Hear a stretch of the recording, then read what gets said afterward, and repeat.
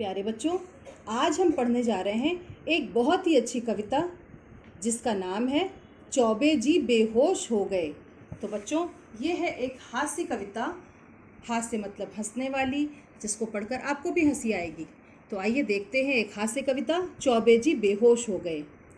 मथुरा वृंदावन जाने की, वहाँ नहाकर शुभ फल पाने की, मन में थी इच्छा हो आई, थोड़ा पुण्य कमा लाने की।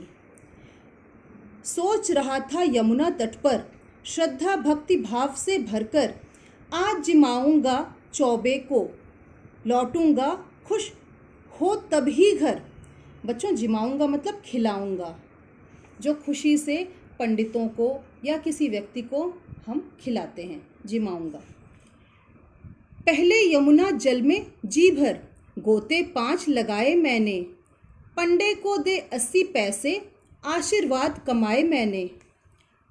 आंख उठाकर देखा सम्मुख, सम्मुख मतलब सामने, ऊंचे एक तख्त के ऊपर, महापेट अजगर सी बाहें, चौबे जी बैठे थे तत्पर। तत्पर मतलब तुरंत, शीघ्र। अगला देखें। मैंने हाथ जोड़कर पूछा, महाराज क्या कुछ खाओगे? बोले, क्या सचमुच तुम बच्चा मेरी भूख मिटा पाओगे? अगर तुम्हें हो श्रद्धा मुझ में, 5 किलो लड्डू मंगवा दो, और अगर चाहो तो बच्चा 1 किलो रसगुल्ले ला दो।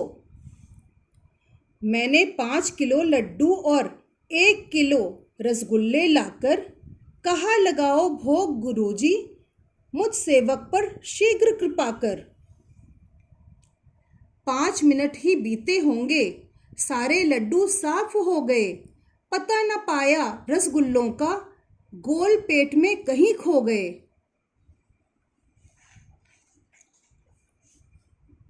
बोले, अगर और श्रद्धा हो बच्चा, जरा दौड़ कर जाओ, अब हर 1 किलो लड्डू पर 1 20 का नोट चढ़ाओ।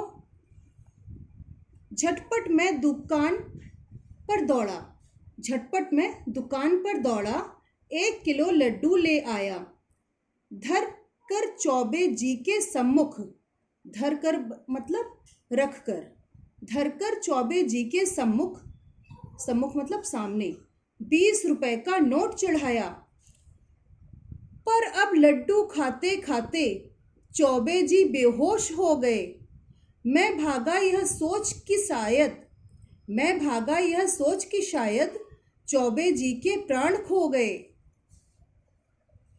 देखा बच्चों, ये कविता जो थी एक ऐसे व्यक्ति के बारे में थी जो किसी को कुछ खिलाना चाह रहा था, और चौबे जी ऐसे थे जो कि बहुत ज़्यादा खाने में माहिर थे, और अंत कुछ इस प्रकार हुआ जो आपने भी देखा।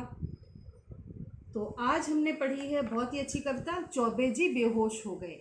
आज के लिए बस इतना ही। धन्यवाद।